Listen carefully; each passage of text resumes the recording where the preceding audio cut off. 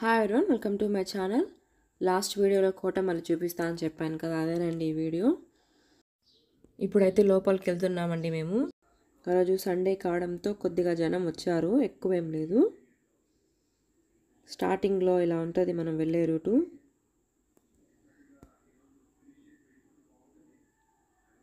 మొత్తం ఇలా ఇనుప కడ్డీలతో ఉంటుందండి, ఇలా చివరి వరకు.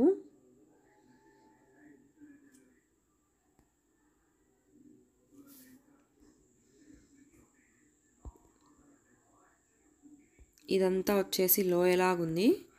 వీటిలో పూర్వకాలంలో ముసళ్ళు వదిలేవాళ్ళంట నీళ్లు వేసి. ఇది ఆగస్ట్ 15 కలా జెండా ఎగరేస్తారంట ఇక్కడ.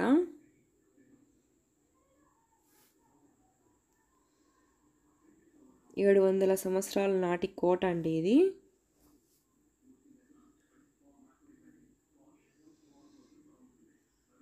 వాష్రూమ్స్ కూడా అవైలబుల్ ఉంటాయి ఇక్కడ.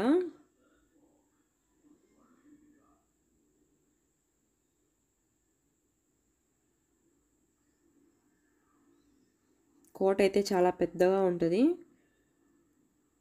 ముందైతే మనకు ఎంట్రీ ఈ విధంగా ఉంటుంది. ఇదంతా లోయ అండి. ఈ లోయలో నీళ్లు వదిలి ముసలి వదిలే వాళ్ళంట, శత్రువులు అనేవాళ్ళు లోపలికి రాకుండా.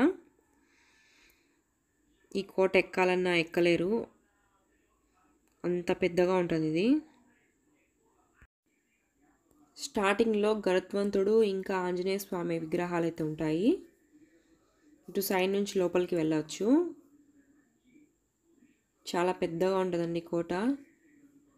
ఇక్కడ రాజులు కూర్చునేవారంట.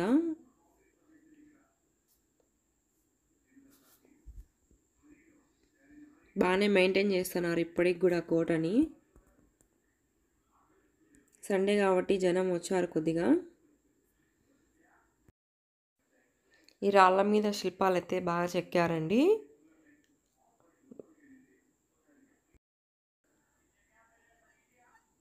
ఇక్కడ పాము గ్రహణం తినేది ఉంటుంది. ఇక్కడ పట్టు విడుపు గ్రహణాలు అంటారు కదండి, అవే ఇవి.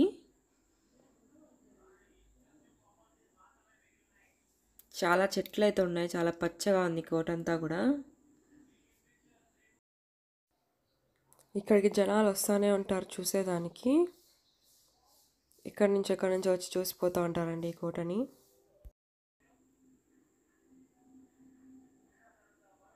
బ్యాక్ సైడ్ ఈ విధంగా ఉంటుంది ఇక్కడ.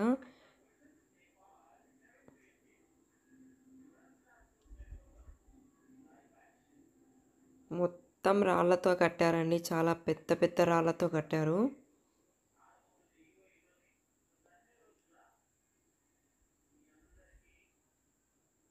ఇది రాణి దర్బార్ అంట. పూర్వం రాణి ఇక్కడ ఉంటుందంట ఈ దర్బార్లోనే.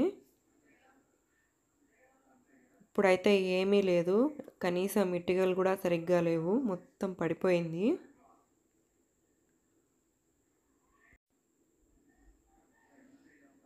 మా సిస్టర్స్ వీళ్ళంతా. ఇదేదో చాలా పచ్చగా ఉన్నాయి నీళ్ళు ఇక్కడ, తెలియదు అది ఏందో.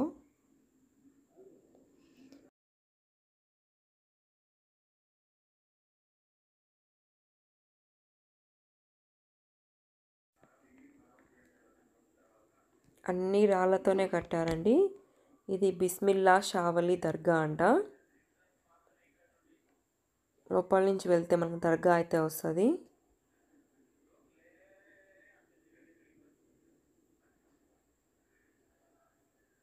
దర్గా కూడా చాలా పెద్దగా ఉంటుందండి.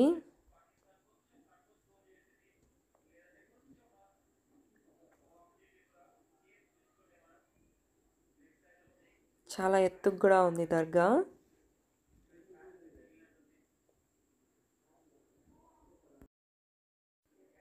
ఇది పెన్నా నది. నీళ్ళు అయితే ఏం పెద్దగా లేవండి, చాలా తక్కువ ఉన్నాయి. మామూలుగా ఈ నదిలో ఎప్పుడు నీళ్ళు అనేవి ఎక్కువనే ఉంటాయి.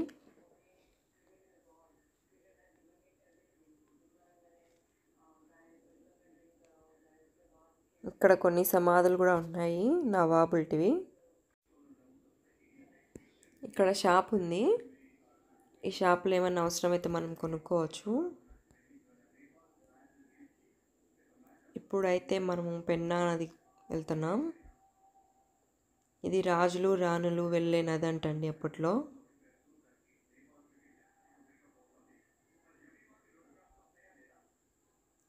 చాలా మబ్బుగా ఉంటుంది. బయటికి వెళ్తే చాలా వెలుతురు ఎక్కువ ఉంటుంది. నీళ్ళు అయితే చాలా తక్కువ ఉన్నాయండి. అది బ్రిడ్జి. నీళ్ళు చాలా అంటే చాలా తక్కువ ఉన్నాయండి ఈ నదిలో. పాదం మాత్రం మునిగేంత వరకే ఉన్నాయి నీళ్ళు. చాలామంది ఫొటోస్ కూడా దిగుతున్నారు. ఇవి స్టెప్స్ చాలా డేంజర్గా ఉన్నాయి ఎక్కేటప్పుడు.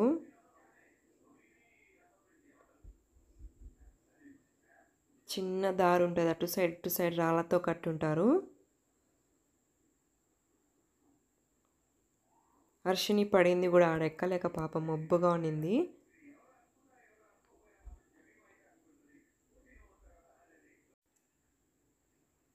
సిద్ధవటం పేరు ఎలా వచ్చిందంటే, ఇక్కడ సిద్ధులు వటవృక్షం కింద తపస్సు చేసుకునేవారంట.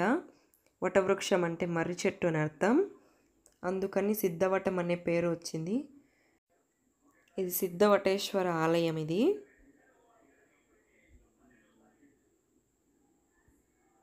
లోపలికి వెళ్ళి చూసాము ఏముందోనని. ఏమీ లేదండి లోపల. గబ్బిలాలు అయితే ఉన్నాయి. బ్యాడ్ స్మెల్ అయితే వస్తుంది లోపల. చాలా ఎత్తుగా ఉంది కట్టడం మాత్రం. వెలుతురు వస్తుంది. పైన ఒక హోల్ లాగిచ్చారు, దాంట్లోంచి వెలుతురు అయితే వస్తుంది.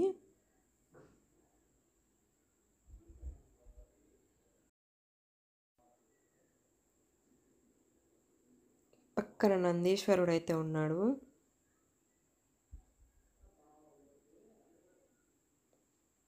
ఇక్కడ ముస్లిమ్స్ చాలామంది వచ్చారు. నందీశ్వరుడి తల అయితే లేదండి, ఎవరో విరక్కొట్టేశారు. నందీశ్వరుడి విగ్రహం కూడా చాలా పెద్దగా ఉంది.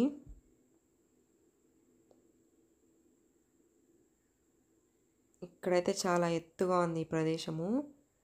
కింద చూస్తే కళ్ళు తిరిగేలాగుంది.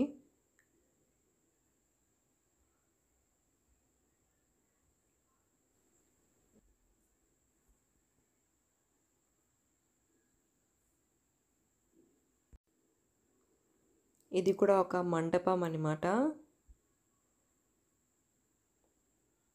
ఇక్కడ స్తంభాల మీద కూడా శిల్పాలతో చెక్కి ఉన్నారు.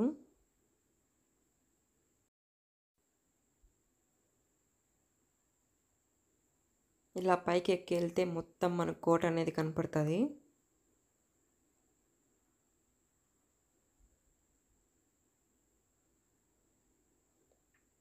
లోపల స్తంభాలతో భలే చెక్కారండి శిల్పాలు. చాలామంది ఎంజాయ్ చేస్తున్నారు బాగా.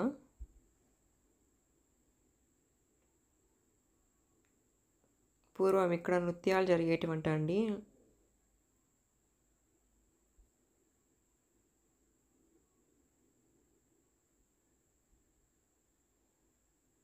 కనపడేది అది గోపాలస్వామి కాలేజ్.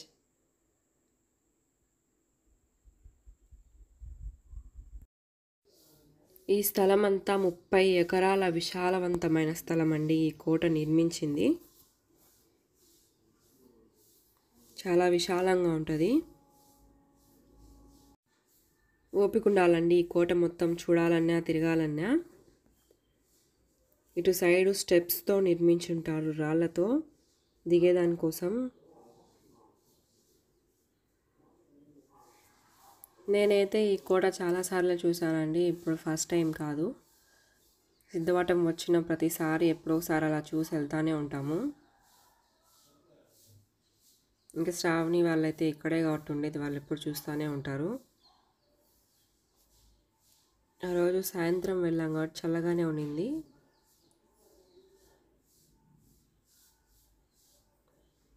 ఇది పార్క్ ఏరియా అండి కోటకి. కోటలో వాకింగ్ జాగింగ్ చేసుకోవచ్చు అండి చుట్టుపక్కల ఉన్న వాళ్ళు. ఇక్కడ ఛార్జ్ ఏమి ఉండదు లోపలికి వచ్చేదానికి, టికెట్ అలా.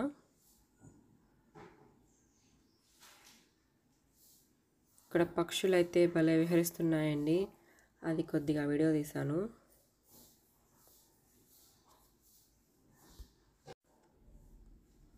ఇప్పుడు నేను వెళ్ళేది అంతఃపురం అండి. ఇది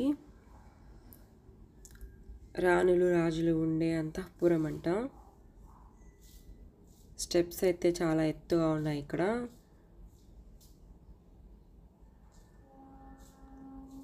సున్నము ఇసుకతో కట్టేటువంటి అండి ఇవి. ఎంత కోట కూడా అప్పట్లో సిమెంట్ అవేం లేవు కాబట్టి సున్నంతో ఇసుకతో కట్టే మట్టితో కట్టారంట ఇదంతా కూడా.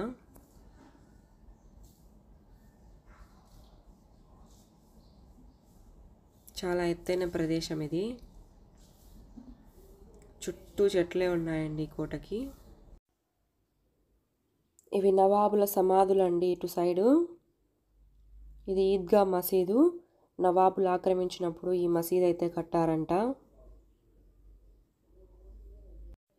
సిద్ధవటం ప్రాంతం యొక్క ప్రాముఖ్యత ఇది పెన్నా నది ఒడ్డునైతే ఉంటుందండి. చాలా విశాలవంతమైనది.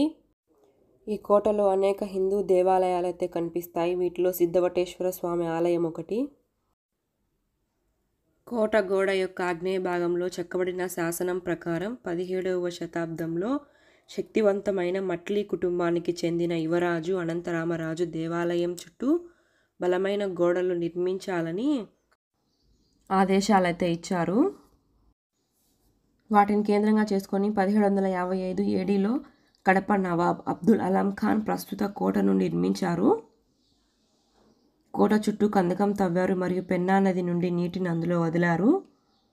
అదే నవాబ్ కోట లోపల తనకు మసీదు మరియు నివాసం నిర్మించుకున్నాడు. సిద్ధవటం కోట నవాబ్ అలం ఖాన్ చివరకు 1779లో హైదర్ అలీ చేత పట్టుబడ్డాడు మరియు ఖైదీగా శ్రీరంగపట్నంకు పట్టుబడ్డాడు. దాంతో కోట ప్రాముఖ్యత కోల్పోయింది. సిద్ధవటం కోట హిందూ మరియు మహమ్మదీయుల శిల్పకళ యొక్క ఆనవాలు చూపుతుందండి ఈ కోట. మేమైతే రిటర్న్ బయలుదేరాము ఇంకా ఇంటికి. దారిలో పానీపూరి కనిపిస్తే మన వాళ్ళు వదులుతారా, తింటున్నారు ఇంకా. Thank you so much for watching this video. మీకు నచ్చినట్లయితే లైక్ చేయండి, షేర్ చేయండి, సబ్స్క్రైబ్ చేసుకోవడం మర్చిపోకండి.